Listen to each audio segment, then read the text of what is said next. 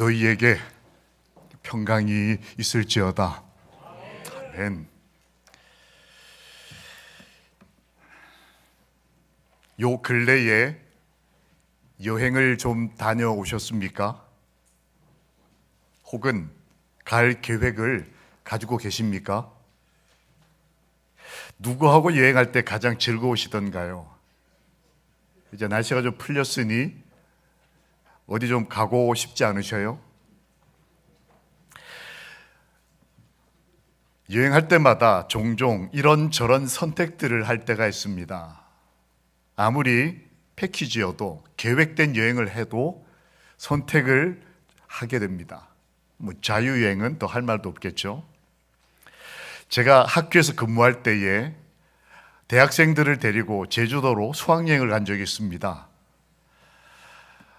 제가 행복했을까요? 안 행복했을까요? 예. 정말 힘든 여행이었습니다. 여자 교수님들이 대부분이고 남자들은 다 목회자들이었습니다. 근데 학과별로 학생들을 관리하다 보니까 저희과 함께 여행을 간 120-30명 중에 전도사님 둘, 목사님, 전도사님 저 3명 이제 목회자가 야간마다 이제 불침번을 서는 거예요. 특별히 밤에 아이들 어디 나갈까 봐. 여러분, 제가 술집을 가봤을까요? 안 가봤을까요? 직접 의지를 가지고 간 적은 없지만 이때 가봤습니다. 학생들이 없어진 거예요. 여학생들이 제주도에서 한밤에 사라진 겁니다. 친구들한테 물었더니 그 제주시에 어디 가서 한다더라. 소문을 듣고 저희가 복장을 좀 이렇게 자유롭게 하면 오해받을까봐, 그때만 해도 제가 멋있게 생겼을 때입니다. 오해받을까봐 정장을 하고 넥타이를 메고 이제 춤추고 마시는 데를 학생을 찾아 들어갔습니다. 사람들이 긴장을 하더라고요. 성경을 딱 들고. 상상이 되십니까? 이제 그냥 복장으로 들어가면 저희도 놀러 온 줄 알까봐 정장을 입고 성경을 딱 들고 소리도 잘 안 들리는 그 복잡하고 시끄러운 데를 들어가서 저희 아이들을 찾았습니다. 결국은 4명을 찾았어요. 찾아서 다 데리고 나와서 아이들 함께 기도하고 들여보내 재우는데 여행이 참 이렇게 힘든 여행이 다 있나. 제발 빨리 집에 가면 좋겠다. 제주도에 가서 여행하면서 그렇게 집에 가고 싶은 적은 처음이었던 것 같아요. 근데 가족들하고 하면 어떨까요? 그냥 이대로 하늘 갔으면 좋겠다. 정장 입을 일도 없고 어디 이상한 데 찾아가서 애들 찾을 일도 없고. 하나님은 우리와 함께 여행하는 것을 어떻게 생각하실까요? 행복해 하실까요? 아니면 저처럼 빨리 끝났으면 좋겠다. 어디 가서 누구 찾아와야 되고 뾰로록 화나서 교회 안 나오는 애 가서 데리고 와야 되고 때로는 차 사고도 좀 내고 안 죽을 만큼 아프기도 하고 어떻게든 해서 애들을 데려와야 되는 이런 여행이라면 예수님께서 우리와 여행하는 걸 어떻게 생각하실까요?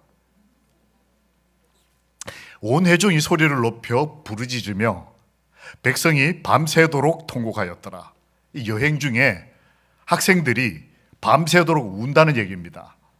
이스라엘 자손이 다 모세와 아론을 원망하여 온 회중이 그들에게 이르되 우리가 애굽 땅에서 죽었거나 광야에서 죽었으면 좋았을 것을 어찌하여 여호와가 우리를 그 땅으로 가나안 땅으로 인도하여 칼에 쓰러지게 하려 하는가.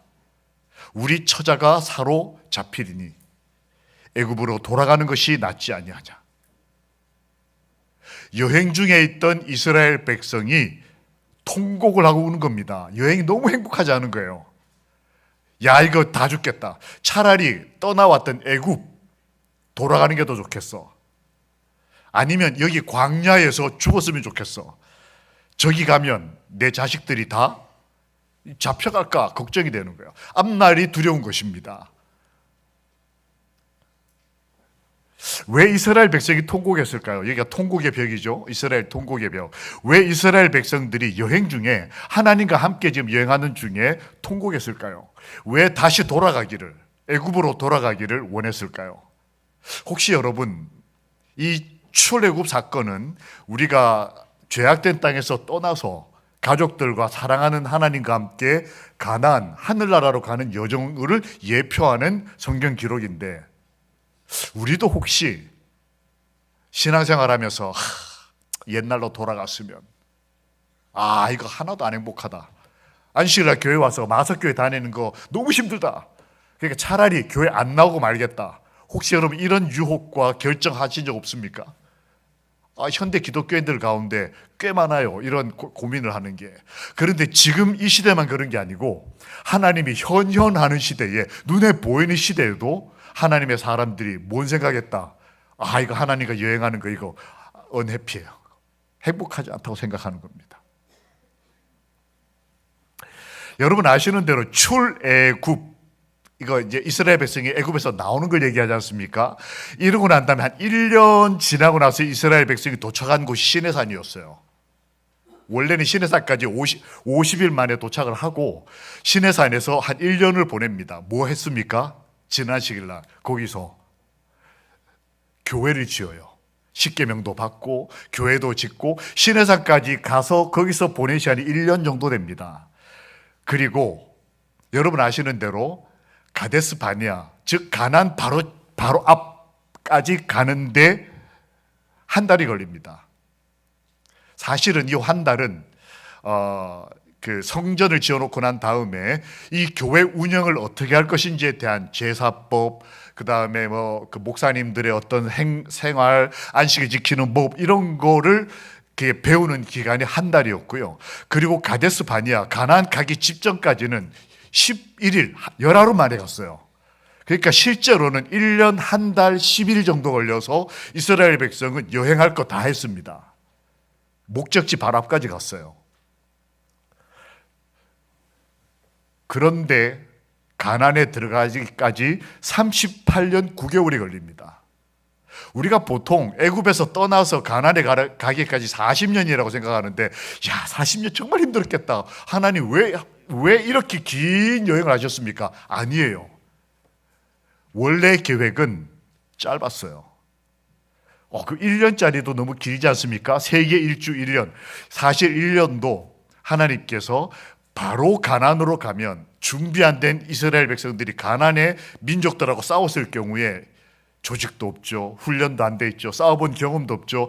그래서 무너질까 봐, 망가질까 봐 하나님이 아무도 없는 땅 시내산 앞으로 데리고 가서 보호하면서, 거기 나라도 없고 이방 무슨 이상한 사람들도 없고, 거기에 하나님의 보호 안에 숨어서 1년 동안 조직하고 훈련하고 예배드리는 법 배우고 하나님께 의지하는 법 배우고 있었어요.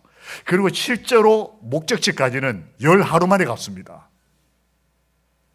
근데 실제 우리가 기억하는 거는 40년으로 기억을 하는 거예요.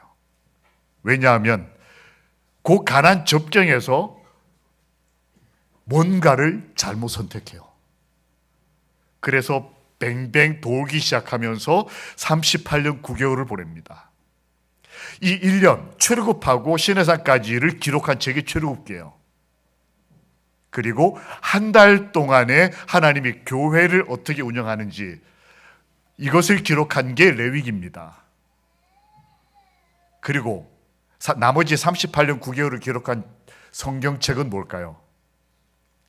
민수기예요. 도대체 이 여행 중에 뭘 선택했길래, 어떤 잘못된 선택을 했길래 이스라엘 백성이 1년 정도면 될 여행을 40년 동안 하게 됐을까 하는 거예요. 사실 출애굽하는 건 시간으로 따지면 40시간 정도 됩니다. 준비하고 이렇게 피 바르고 이렇게 해서 애굽을 출발해서 나오는 거는 40시간 정도였는데, 애굽에서 나오는 건 40이었는데 일이었는데 이스라엘에게서 애굽의 정신을 빼내는 데는 40년이 걸렸어요. 뭘 실패했을까? 첫 번째, 가데스 바네아, 바로 가나안 앞에서 이스라엘 백성이 뭔가 잘못된 선택을 합니다. 첫 번째, 불평을 해요. 무슨 불평을 했냐? 떠나기 싫다. 애굽에서 시내산까지 와가지고 시내산에서 1년쯤 살다 보니까 거기에 또 안정이 돼가지고, 내가 원래는 하늘나라 갈 사람인데 마석에 와가지고 자 시골 고향 떠나서 고생 하다가 좀 마석쯤 와서 돈도 좀 이렇게 좀 생기고 집도 사고 애들이 안정이 되고 나니까 가나안, 글쎄 떠나기가 싫어진 거예요. 그런데 하나님의 이 구름기둥과 불기둥이 움직이기 시작한 겁니다. 1년 만에. 그러니까 이스라엘 백성이 와 간다 이렇게 말을 하지 않고 떠나기 싫다 이렇게 말을 했어요. 원래 계획은 가나안 가는 건데 하나님이 1년 만에 움직이니까 그 1년 동안 있었던 자리가 그나마 텐트 치고 살던 게 안정이 돼서 떠나기 싫다는 느낌을 받는데 가는 방향을 보니까 시커먼 데로 가는 거예요. 더 깊은 광야로. 그래서 그들은 불평하기 시작했다. 그리고 내가 지금 하고 있는 이 느끼고 있는 부담과 하고 있는 봉사를 과장되게 스스로 느끼고 말하면서 불평을 정당화했어요.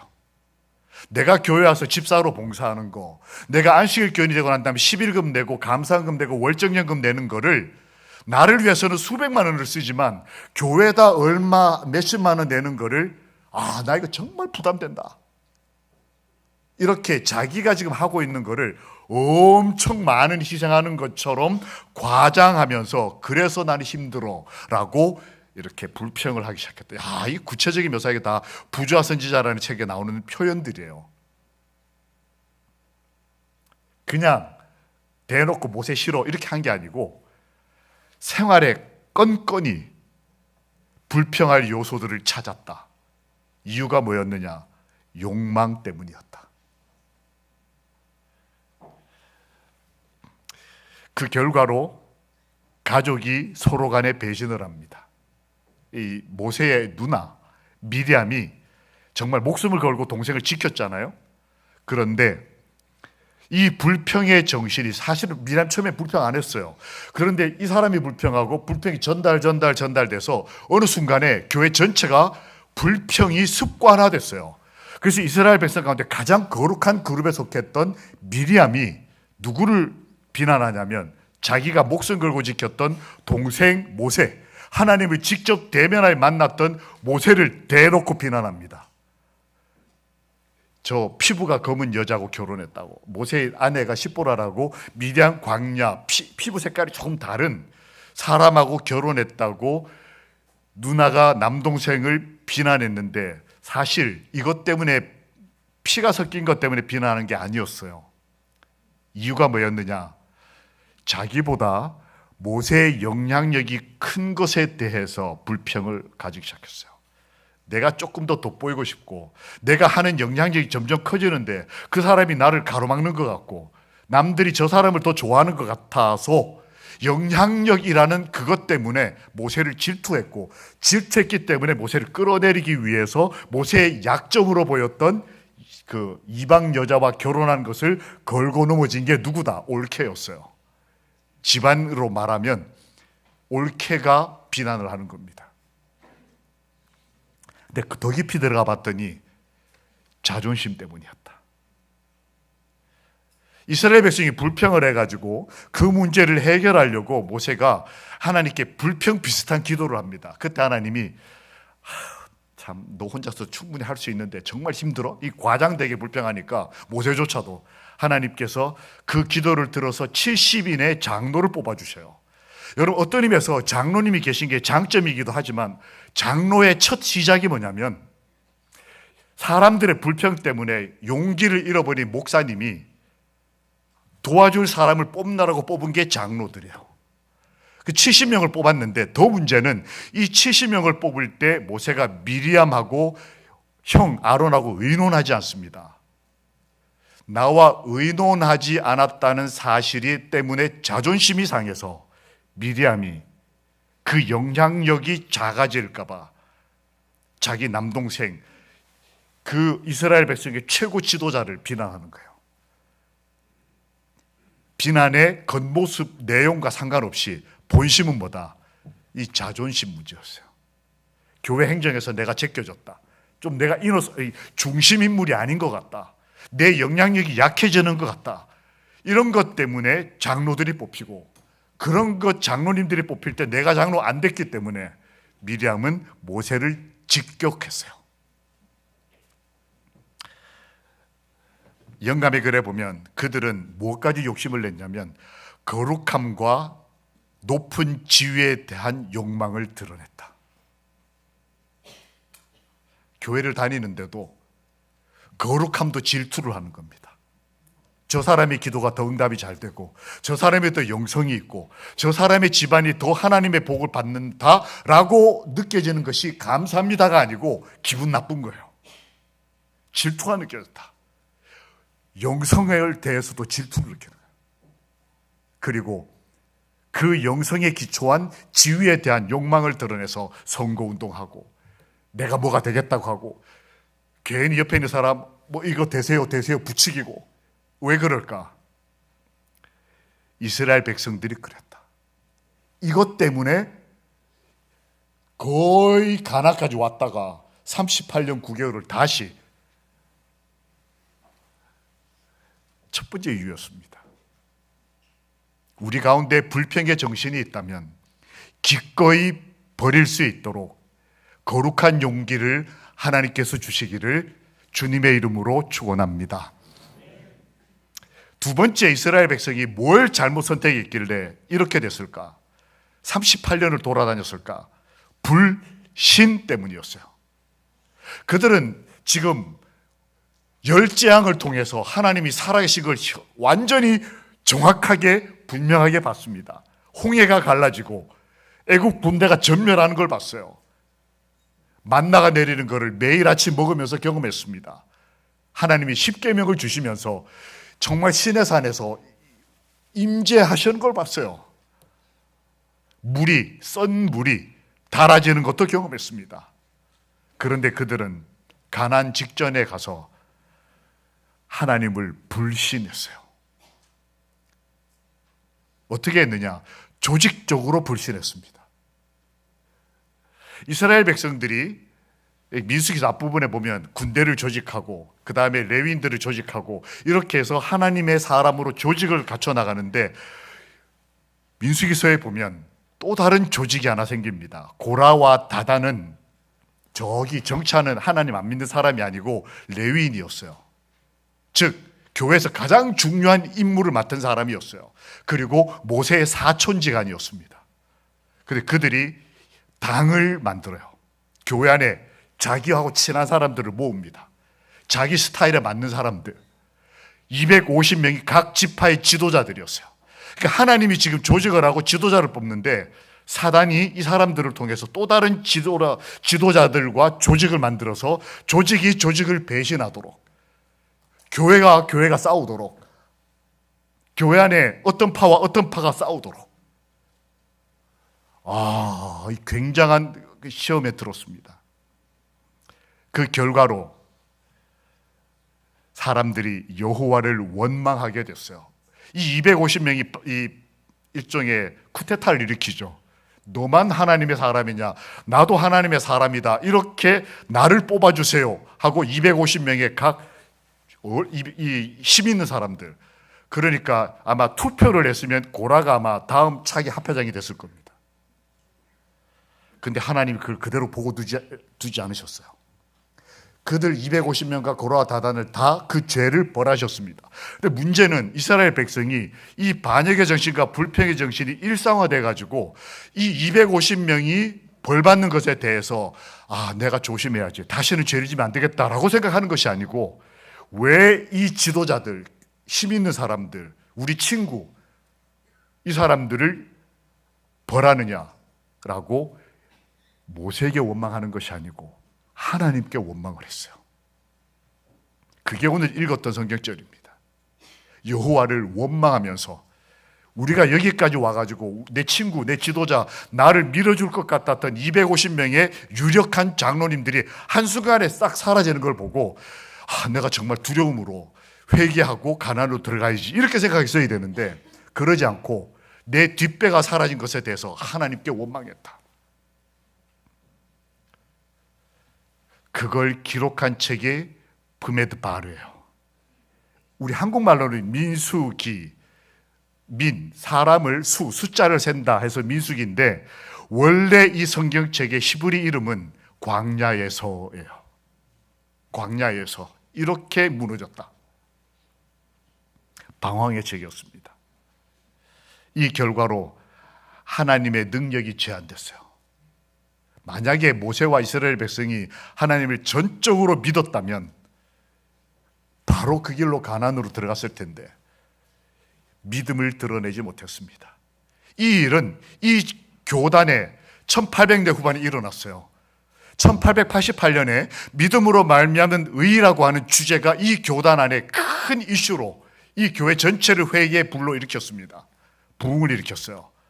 그런데 그 믿음으로 말미암는 의가 대총회와 조직들에 의해서 거절됐어요. 그러면서 한 그리스도인이 이렇게 기록합니다. 만약 그때 이 교회가, 이 남은 자손이 믿음으로 말미암는 의를 전적으로 받아들이고 신뢰했다면 우리는 이미 하늘에 갔을 것이다.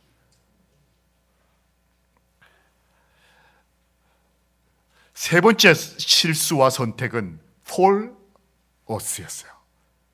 나를 위하여. 이 민수기서와 신명기서에 이 사건을 놓고 이런 표현들이 나옵니다. 하나님께 대해서 막 답답함을 토로하고 모세한테 가서 목사님 정말 답답해요 하는데 다 이유가 뭐냐? 나 때문인 거예요. 나를 위해서. 왜 이 교회가 이렇게 결정을 합니까? 나한테 부담되는 이 일을 왜 교회가 시킵니까? 어떤 경우에는 직책까지도 나는 싫은데 왜 교회가 나에게 희생을 강요합니까? 이렇게 해서 교회 떠나는 사람도 있어요. 이스라엘이 그랬다. 나를 위하여, 자기를 위하여 생각해 보니까 하나님의 방법과 방식이 너무 마음에 안 드는 겁니다. 그리고 나를 불신한 너희 죄 때문에 너희 자녀들은 너희가 한 사람도 남지 않고 다 죽을 때까지 광야에서 40년 동안 방황할 것이다. 내가 지금 믿음이 없으면, 내가 지금 불평을 하고, 내가 지금 나 자신을 위해 살기 시작하면 내 자녀들이 하늘에 가지 못하고 이 땅에서 방황할 것이다. 저는 이 글을 다시 한번 읽으면서 마음에 깊은 두려움을 느꼈습니다. 내가 지금 정신 차리고 믿음대로 살지 않으면 내가 문제가 아니고 내 자녀들이 이 거친 광야에서 수십 년을 더 살아야 되는 거예요. 누구 죄 때문에요? 내 불평, 내 불신, 나만을 위하는 이 자존심, 이것 때문에 내가 벌을 받는 게 그건 둘째 문제고 내 자녀들이 40년 동안 방황할 것이다. 그래서 어떤 신학자는 이 민수기서를 이렇게 표현했습니다. 가장 긴 장례 행렬이었다. 40년간 이때 실패하고 난 다음 돌아오면서 40년간 1일에 100명씩 장례를 치렀어요. 이스라엘 백성이. 여러분 상상해 보셨습니까? 저희 교회가 지난 여름에 일주일에 3분이 돌아가신 적이 있어요. 그때 교회 전체가 정신이 없었습니다. 근데 하루에 100명씩 장례 치른다 생각해 보세요. 이거를 40년 동안. 왜요? 불평의 정신 때문에. 불평할 때 몰랐는데 그 결과가 하루에 100명씩 장례를 치르는 거예요. 가장 긴 장례 행렬이었다. 계속 사람들은 걷는데 어떤 가족은 장례를 치르고 그 모래 위에다가 사람을 묻고 이러면서 가장 긴 장례 행렬을 치렀다. 그래서 하나님을 잃어버린 사람들을 성경은 유리하는 별들이다 이렇게 썼어요. 방황하는 별들. 여러분, 우리는 오늘 우리 인생을 어떻게 살고 있습니까? 민수기서에 기록된 이스라엘 백성은 이런 존재들이었어요. 그 가난 바로 직전에 선택 잘못해서 불평의 정신을 버리지 않고 너무 쉽게 남을 비판하고 불평하고, 그리고 결정적인 순간에 하나님을 믿지 못하고 말씀대로 살지 못하고, 그리고 가장 중요한 순간에 자기를 위하는 사람, 결과가 그와 그의 자녀들이 이 방황하는 별들이 됐다. 이게 참 예쁜 표현처럼 보이지만, 아주 시적인 표현처럼 보이지만 40년 동안 헤매는 이스라엘 백성들의 장래 행렬에 대한 눈물 어린 시글이에요. 너희 자녀들이 이렇게 된다, 이렇게 말하면 우리가 얼마나 속상하겠어요. 그런데 이 민수기는 이 실수를 하나님이 어떻게 회복시키시는지, 이 범죄한 이스라엘 백성을 어떻게 사랑하시는지를 기록한 책이 민수기서예요. 망가지고 무너진 이스라엘 백성을 표현한 글이 아니라, 이 민수기서, 즉 사람의 수를 세다라는 말은, 이 말이 나온 것은 원래는 아까 말씀드린 대로 광야에서라는 제목인데, 이 히브리로 기록된 구약을 헬라말로 기록한 70인 성경에 보면 이것을 민수기, 넘버스라고 이름을 바꿔요. 왜냐하면 이 책 처음과 끝에 인구조사한 게 나오기 때문에 그렇습니다. 이스라엘 백성 사람 숫자 센 게 나와요. 1차 인구조사할 때는 출애굽했을 때 남자 20살 이상부터 전쟁을 치를 수 있는 남자의 숫자가 60만 3,550명이었습니다. 근데 이 사람들이 가나안 직경에 갔다가 실패하고 38년 더 돌아서 40년 만에 다시 가나안에 들어가기 직전에 2차 인구조사를 해요. 그게 민수기서 끝에 또 나옵니다. 그때 인구조사의 기록이 이렇게 돼 있어요. 60만 1,730명. 무슨 뜻일까요? 벌 받아가지고 이스라엘 백성이 하루에 100명씩 죽어나가서 끝장이 나는 기록이 아니라, 어쩔 수 없이 죄의 결과로 내 뼈와 내 살을 모래에 묻었지만 죽기 직전에 자식들 모아놓고 말하는 거예요. 나는 결정적인 순간에 믿음의 실패를 했다. 교회를 불평하고 여호와를 불평하고 남을 비난하고 하나님을 믿지 못하고 나 자신만을 위해 살았다. 그래서 난 지금 여기 죽고 묻힌다. 그러나 아들, 딸, 너는 이렇게 살지 마라 라고 가르쳐서 하루에 100명씩 죽어나갔지만 하루에 100명씩 태어난 거예요. 하나님의 사람으로. 잠깐 보면 이스라엘 백성이 범죄하고 죄짓고 망가지고 타락하고 그래서 40년 동안 방황하고 다 죽은 기록이 성경처럼 보이지만, 인구조사 결과를 봤을 때 죽은 만큼 하나님이 그 자녀들을 복주고 복주셔서 또 태어나고 또 태어나고, 그래서 100명 죽는 동안에 또다시 100명이 태어나도록 하셔서 60만이 모래사장에서 끝을 냈지만 60만 명, 남자들 60만 명이 가나안에 들어갈 수 있도록 하나님께서는 그들의 미래를 복주셨다는 것입니다. 모든 것이 하나님의 은혜라고 하는 것을 민수기서는 기록하는 거예요. 실패의 책처럼 보이지만 사실은 그때마다 은혜 주신 하나님의 사랑의 책인 것입니다. 광야에서, 넘버스, 어떤 것이든 하나님의 뜻과 은혜가 이 단어 속에 포함되어 있는, 그럼 하나님의 은혜가 어떤 게 있었을까? 첫 번째, 민수기서에 보면 이스라엘 백성이 40년 동안 헤맬 때 하나님이 오케이, 너 말 안 들었지? 그래 한번 돌아봐 뺑뺑이 하고 후! 하고 쫓아낸 것이 아니었어요. 하나님이 뭐 하셨다? 앞서셨다.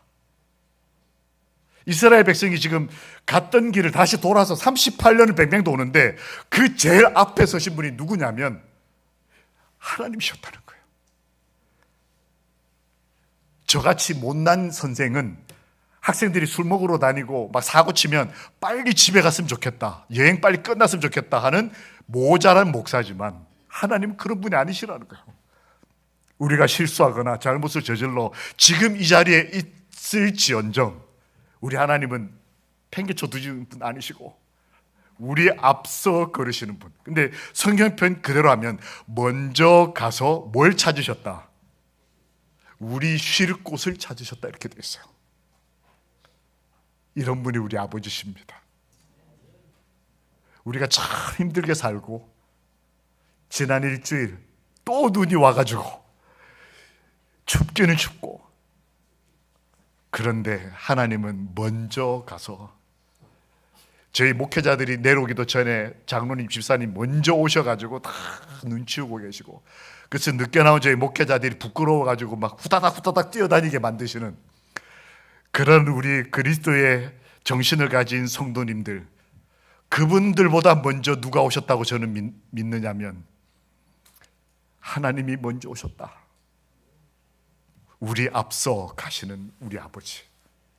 여러분, 지난 일주일, 우리 지난 인생, 이제 살아내야 하는 앞으로의 인생에 진짜 힘들고 광야 같고 외롭고,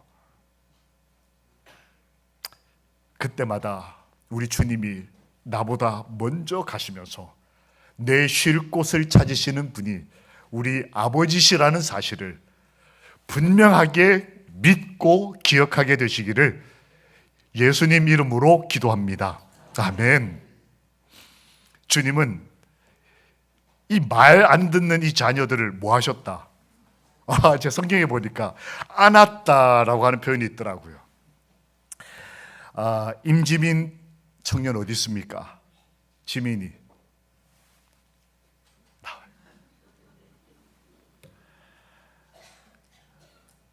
여러분, 임지민이 누군지 아십니까? 여러분, 이 위대하고 유명한 청년을 모르셔요?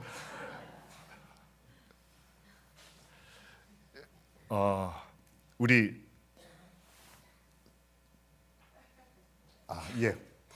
우리 사모님 잠깐 좀 앞으로 가시죠. 박사, 잠깐 앞으로 좀 나오시죠. 이병근 장로님 손녀입니다. 아시는 대로 아르헨티나에서, 아르헨티나인이죠? 한국 사람이에요? 아르헨티나 사람이에요? 국적이? 어이구, 그렇구나. 한국 사람이 아르헨티나 가지고 고생하고 있네요. 여러분, 아르헨티나가 지금 얼마나 힘든 줄 아시죠? 근데 지금 한국 와서 열심히 생활하고 내일 모레 다시 돌아갑니다. 이 청년이 그 외롭고 힘든 곳에서 엄마하고 살면서, 오빠하고 살면서 힘들었을 텐데 할아버지를 모처럼 찾아서 몇 달 동안 열심히 살다가 이제 다시 돌아갑니다. 우리 박세 사모님,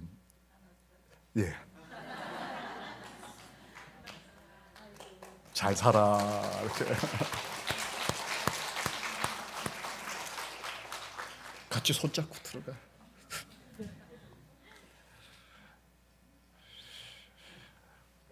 이스라엘 백성은 만나도 먹을 것도 필요했고 마실 물도 필요했고 옷도 필요하고 신발도 필요했고 승리도 필요했고 아플 때 치료도 필요했습니다. 그때마다 하나님께서 안아주셨다. 저는 이 표현이 성경에 있는 것이 너무 좋습니다. 멀리 서 계신 거룩하신 아버지가 우리에게 오셔서 우리를, 그 40년 동안 여러분 샤워 제대로 못하고 옷 한 벌, 떨어지지 않는 옷 한 벌, 헤어지지 않는 신발 신고 돌아다니는 그 시커먼, 말 잘 안 듣고 믿지도 않는 그 한 죄인에게 오셔서 뭐 하시는 거예요 지금? 안으신다는 거예요. 그냥 깨끗해라 이렇게 말로만 하셔도 될걸. 그러지 않습니까? 로마 백부장이 아이고 우리 집 오실 필요 없습니다, 말씀으로만 하옵소서. 그런데 예수님께서 어떻게 하셔요? 내가 이런 믿음을 보지 못했다. 하나님은 우리에게 오셔서 안아주시는 아버지십니다. 여러분, 정 부담되는 분은 안 하시더라도 옆에 계신 분들 좀 한 번씩 좀 안아주십시오. 일주일을 이겨낸, 앞으로도 잘 살자.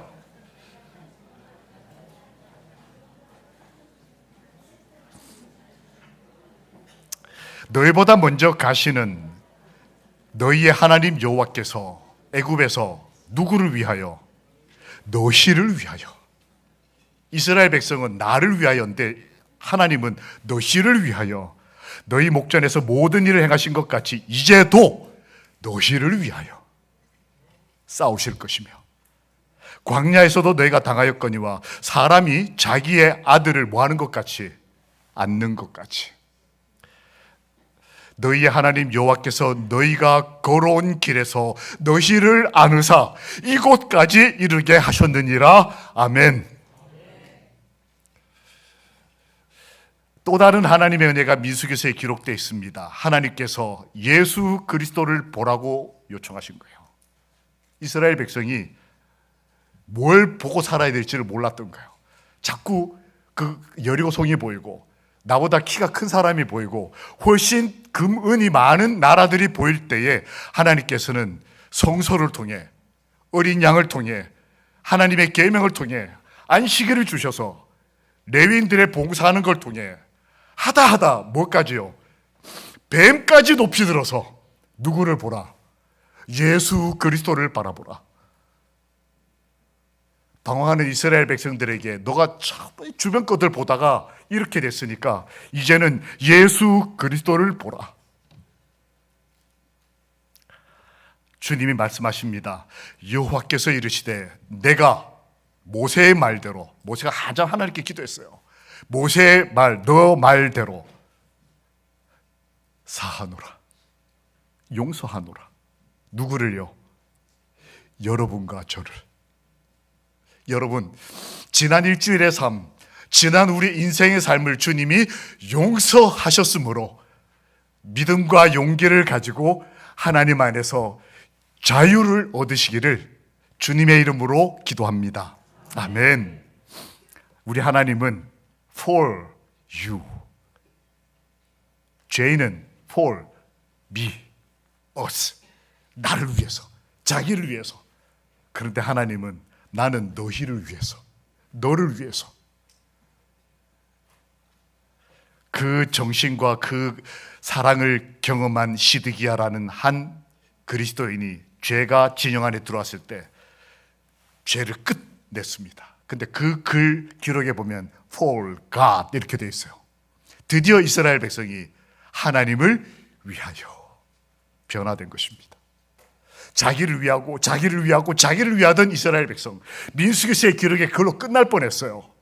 그런데 하나님께서 나는 너희를 위하고 너희를 위하고 너희를 위한다, 이걸 경험한 이스라엘 백성이 드디어 죄가 그들 가운데 들어왔을 때 죄를 끝내고 말하기를 여호와를 위하여. 유리하는 자라는 말은 성경에 또 다른 구절에 기록되어 있습니다.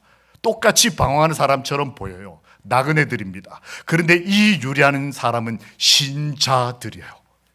믿음의 장에 보면 아브라함으로부터 여러 믿음의 사람들을 기록하고 난 다음에 그들이 이 땅에서 유리하는 자가 되었으나 똑같이 방황하는 사람이지만 어떤 나그네는 용서받은 사람, 하나님의 은혜를 경험한 사람, 과거의 삶을 하나님께로부터 다 이해받고 품에 안아주시고, 그래서 앞날에 대해서 용기와 희망과 그리고 하나님에 대한 사랑과 믿음을 표현하고 한 걸음씩 걷는 사람, 똑같이 유리하는 사람이지만 신자, 믿는 사람이라는 거예요.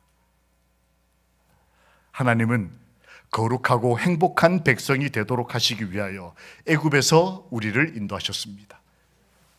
행복하고 거룩한 교회, 이스라엘을 그것을 위해 인도하신 것처럼 오늘날 주님께서도 다시 한번 높이 들린 이 뱀을 통해서라도 하나님께서는 예수 그리스도를 바라볼 수 있도록 우리를 인도하셨습니다. 예루살렘 박물관에 가면 이러한 석조상이 있습니다. 혹시 누구를 기념한 상인지 아시겠습니까? 이 사람이에요. 실존 인물입니다. 이 사람에 대하여 사람들은 너무나 감사하고 고마워서 이 선생님의 동행과 함께 있어 주시는 사랑에 대하여 기억하고 싶어 이 석조상을 만들었어요. 그의 인생을 설명한 영상을 짧게 잠깐 하나 보겠습니다.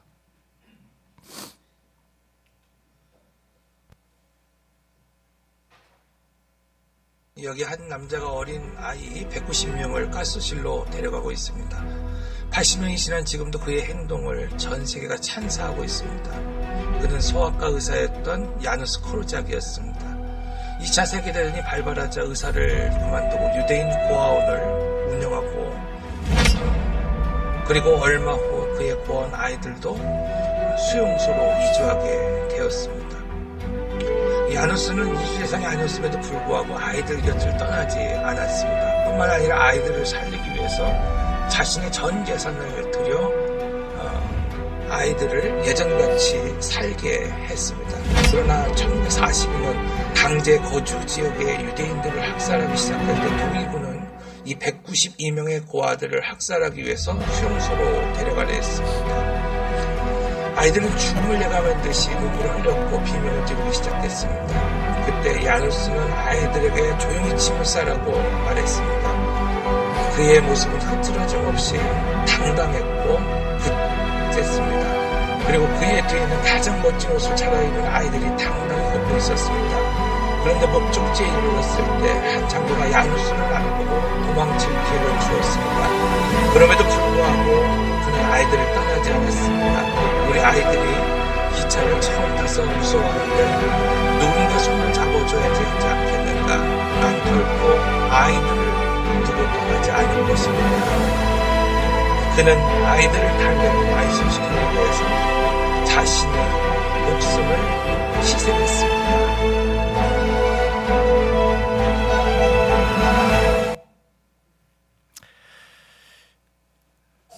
한 그리스도인이 192명의 이 부모가 죽은 고아들을 데리고 있다가 그 아이들이 이제 마지막으로 그 화장장으로 이렇게 끌려갈 때 아이들이 얼마나 무서웠겠어요. 죽을 걸 예감하고 두려워 떨고 소리 지르는 이 아이들의, 근데 이 선생님은 유대인이 아니었습니다. 폴란드인이었어요. 죽지 않아도 되는 사람입니다. 그저 사랑해 주기만 해도 누가 뭐라고 하겠습니까? 나 할 거 다 했다. 그런데 이 선생님은 이 아이들을 떠나지 않고 당당하게 같이 걸어요. 이 아이들과 함께 죽음의 길을 가면서도 아이들에게 당당하라고 얘기합니다. 내가 너희와 함께 있겠다. 아이들이 이 선생님을 따라 화로로 들어가고 마지막을 맞이하면서도 이 아이들은 당당하고 두려워하지 않고 하나님에 대한 마음을 가지고 사라져 갔습니다. 하나님의 마음이 이런 마음이셔. 이 땅에 우리와 함께 계시는 그분, 무리를 보시고 민망히 여기시니 불쌍히 여기시니 이는 그들이 목자 없는 양과 같이 고생하고 유리함이라. 우리 주님은 여러분과 제가 어떤 인생을 사는지를 아시는 분이세요. 그분이 우리와 함께 계시고 우리 앞서 걸으시는 우리의 구주 되심을 인해 오늘 안식일 믿음과 용기를 가지고 당당하게 가나안까지 걸어가게 되기를 우리 주님 예수 그리스도의 이름으로 기도합니다. 아멘. 우리 주님